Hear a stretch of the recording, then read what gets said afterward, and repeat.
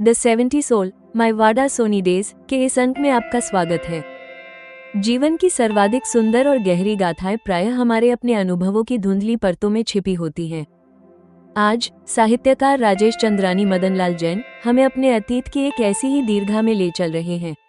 यह एक संस्मरण है 48 वर्ष पुराना, जो जबलपुर इंजीनियरिंग कॉलेज के दिनों का स्मरण दिलाता है।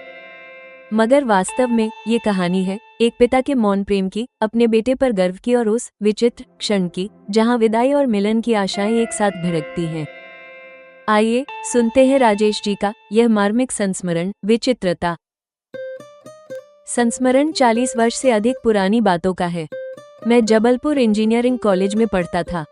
उस समय मेरा जबलपुर वारासिवनी के बीच कई बार जाना आना होता था। राज्य परिवहन निगम की अच्छी बस बालाघाट से चलकर सुबह 5:30 पर वारासिवनी आया करती थी।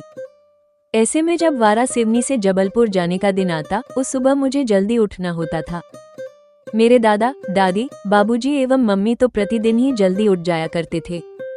मैं तैयार होकर घर से निकलता तो दादा दादी, मम्मी तो नम आंखों से घर के द्वार तक आकर विदा किया करते, मगर बाबूजी मेरे साथ बस स्टैंड तक आते थे। प्रायः बाबूजी और मैं पैदल ही आ जाते थे। ऐसा करने से उनका प्रातःकालीन भ्रमण भी हो जाता था। हम चलते तब सफाई कर्मी महिलाएं मार्ग में झाड़ू लगा रही होती थीं। वारासिवनी अभी जागना शुरू कर रहा होता था, अतः उस समय सामान्य से अधिक शांति होने से पक्षियों, विशेषकर कौओं की कलरव सुनाई दिया करती थी। अब उतने पक्षी नहीं रह गए हैं। हम बस स्टैंड पहुंचते थे। वहां बाबूजी की दृष्टि अन्य यात्रियों को देखती खोजती थी। उनमें यदि कोई उनका परिचित व्यक्ति मिल जाता तो वे मुझे उनके सामने करके बताया करते, यह मेरा बेटा है, जबलपुर में इंजीनियरिंग पढ़ता है, ये भी जबलपुर जा रहा है। ऐसा परिचय करा देने पर उन्हें निश्चिंतता हो जाया करती कि उन्होंने मुझे किसी बड़े व्यक्ति के साथ कर दिया है और अब यात्रा में मुझे कोई कठिनाई नहीं होगी। मेरा ध्यान बाबूजी की बात पर होता था। वे इंजीनियरिंग शब्द का प्रयोग करते हुए गर्व बोध में होते थे। अब प्रतीक्षा बस के आने की होती थी। कोई शोर नहीं होने से बस के आने की आवाज वे 1 किलोमीटर दूर से पहचान लिया करते और मुझे सामान के साथ तैयार रहने कहते थे। बस रुकती तो वे चपलता से बस के अंदर जाकर कोई सामने की खाली सीट मेरे लिए रोक देते। पीछे की सीट पर दिचके धचके अधिक लगते हैं। जब मैं सामान व्यवस्थित करके बैठ जाता तो वे नीचे उतरकर खिड़की के पास आ खड़े होते थे।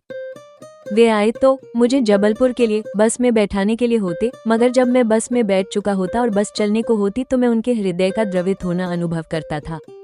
यह एक विचित्र क्षण होता था। उन्हें मुझे जबलपुर भेजना भी होता था, मगर भेजते हुए वे उदास भी होते थे। बस चल देती थी। उनके पग घर लौटने के लिए बढ़ जाते थे। उन्हें मैंने प्रकट में रोते बहुत कम ही अवसरों पर देखा था। मैं अब समझ पाता हूँ कि वे मौन रहकर ऐसे हर अवसर पर भी रोया करते थे। हम सभी का जीवन ऐसी ही विचित्रताओं से भरा होता है। अभी आप सुन रहे थे राजेश जी का संस्मरण, विचित्रता। बाबूजी का वो मौन प्रेम, बस की खिड़की के पास उनका खड़े रहना और उनका गर्व से इंजीनियरिंग शब्द का उच्चारण करना, ये सब हमें अपने माता पिता के उन अनकहे बलिदानों का स्मरण दिलाता है। जीवन सचमुच ऐसी ही विचित्रताओं, ऐसे ही खट्टे मीठे क्षणों का एक सुंदर विजुअल आर्ट है। हमें आशा है कि यह कहानी आपके हृदय के किसी कोने को छू गई होगी। एट्रियस एम्बिशंस पर हमारे साथ जुड़ने के लिए धन्यवाद। ऐसी ही और अनकही कहानियों के लिए बने रहिए हमारे साथ। सादर प्रणाम।